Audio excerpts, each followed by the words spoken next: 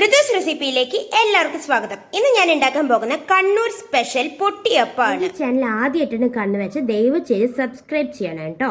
പിന്നെ അടുത്തുള്ള bell icon click ചെയ്ത് ഓൾ ബട്ടൺ ക്ലിക്ക് ചെയ്യണം. എന്നാലേ എൻ്റെ പുതിയ നോട്ടിഫിക്കേഷൻസ് ഒക്കെ നിങ്ങൾക്ക് കിട്ടുള്ളൂ. ഇപ്പൊ സബ്സ്ക്രൈബ് ആയി കേട്ടോ. ഇതിനായിട്ട് ഞാനിവിടെ 1 കപ്പ് മൈദ എടുത്തിട്ടുണ്ട്. മൈദയിലേക്ക് 1 സ്പൂൺ കാശ്മീരി ചില്ലി, ഇതിലേക്ക് ആവശ്യത്തിന് നമ്മൾ സാധാ മുളക് പൊടി കേട്ടോ. മുളക് പൊടിയൊക്കെ എരിവിനനുസരിച്ച് കൂടും കുറയ്ക്കുകയൊക്കെ ചെയ്യാം. ഇതിലേക്ക് ആവശ്യത്തിന് ഉപ്പിട്ട് കൊടുക്കാം. പിന്നീട് 1 ടേബിൾ സ്പൂണോളം കറുത്ത എള്ള് കേട്ടോ. ഇനി നമുക്കിത് കുഴച്ചെടുക്കണം. അതിനു മുമ്പ് വെജിറ്റേറിയൻസ് ഒക്കെ ആണെങ്കിൽ ഇത്രയും മതി കേട്ടോ. നോൺ വെജ് ഒക്കെ കഴിക്കാൻ പറ്റിയ ആൾക്കാരാണ് ഉണ്ടാക്കുന്നത് വെച്ചാൽ 1 മുട്ടയും കൂടി നമ്മൾ ഇതിലേക്ക് പൊട്ടിച്ചിടുന്നുണ്ട്. കാരണം നല്ലൊരു നല്ലൊരു പൊന്തിയൊക്കെ വന്ന് നല്ലൊരു ടേസ്റ്റ് കൂട്ടാൻ വേണ്ടിയിട്ടാണ്.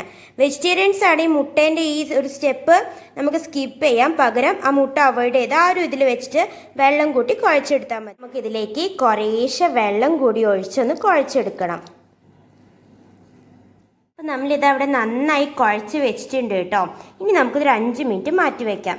പിന്നെ ഇല്ലേ, നമ്മൾ ഈ മുട്ടേനെ പകരം നമുക്ക് വേണേൽ ബേക്കിംഗ് സോഡയും ആഡ് ചെയ്യാം കേട്ടോ. പക്ഷെ മുട്ട ഇടുമ്പോഴാണ് കുറച്ചുകൂടി നല്ലൊന്നുകൊണ്ട് ഒരു ഫ്ലഫിയൊക്കെ ആയിട്ടൊന്ന് പൊന്തി വരുള്ളൂ. അതിന് വേണ്ടിയിട്ടാണ് ഞാനിവിടെ മുട്ട ചേർത്തിരിക്കുന്നത്. ഇനി നമ്മൾ കുഴച്ച് വെച്ച മാവിൽ നിന്നൊരു ചെറിയ ഉരുളെടുത്തിട്ടുണ്ട്. നമ്മൾ ഇവിടെ ഒരു ചപ്പാത്തിയൊക്കെ പരത്തുന്ന ഇതിലേക്ക് നമ്മൾ അല്പം മൈദപ്പൊടി ഇട്ട് നമുക്കിത് നന്നായി പരത്തിയെടുക്കണം. നമ്മൾ ചപ്പാത്തിയൊക്കെ പരത്തുന്ന പോലെ പരത്തിയിടലേ, നല്ല തിന്നായിട്ട് വേണം നമ്മൾ പരത്തിയെടുക്കാൻ കേട്ടോ. കട്ടി ഒന്നും പാടില്ല. നല്ല തിന്നായാലേ നമ്മൾ വറുക്കുമ്പോൾ നന്നായിട്ട് കിട്ടുള്ളൂ. ഇനി നമുക്ക് ഇതുപോലെ ഒന്ന് മുറിച്ചു കൊടുക്കാം. ഇനി ഇതാ നമുക്ക് ഇതുപോലെ ഒന്ന് സൈഡാക്കി മുറിച്ചു കൊടുക്കണം. ഇപ്പൊ നമ്മളെല്ലാം ഇതുപോലെ മുറിച്ച് വെച്ചിട്ടുണ്ടേ. ഇതുപോലെ നല്ലൊരു ഡയമണ്ട് ഷേപ്പിലാണ് നമുക്ക് വേണ്ടതിലേക്ക് ഒരല്പം കറിവേപ്പിൻ്റെ ഇല ഇട്ട് കൊടുക്കാം കേട്ടോ. കറിവേപ്പിൻ്റെ ഇടാൻ കാരണം നമ്മൾ ഈ വെളിച്ചെണ്ണയിൽ നല്ലൊരു കറിവേപ്പിൻ്റെ ഇലയിലെ ഫ്ലേവർ കിട്ടാൻ വേണ്ടിയിട്ടാണ്. അപ്പോൾ ആദ്യം തന്നെ ഇടാൻ ശ്രദ്ധിക്കണം. കറിവേപ്പിൻ്റെ നന്നായിട്ട് നായി വരുമ്പോൾ നമുക്ക് ഓരോന്നായിട്ട് ഇതിലേക്ക് ഫ്രൈ ചെയ്ത് കൊടുക്കാം. ഇത് അധികം നേരം ഒന്നും ഫ്രൈ ചെയ്യാനില്ല. ജസ്റ്റ് നമ്മൾ ഇടുമ്പോഴേക്ക് തന്നെ ഇത് റെഡിയായി വരും കേട്ടോ. അപ്പം നമുക്ക് ആവുന്നതനുസരിച്ച് കോരിയെടുക്കാം. ഇനി എല്ലാം നമുക്ക് ഇതുപോലെ ഫ്രൈ ചെയ്തെടുക്കണം. ഇതാ നമ്മളെ പൊട്ടിയപ്പം ഇവിടെ റെഡി ആയിട്ടുണ്ട്. നല്ല ക്രിസ്പിയാണ്.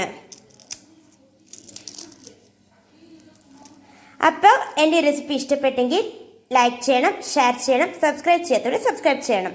നാളെ വേറെ റെസിപ്പി ഞാൻ തീർച്ചയായിട്ടും തിരിച്ചു വരും. അതുവരെ ബൈ ബൈ.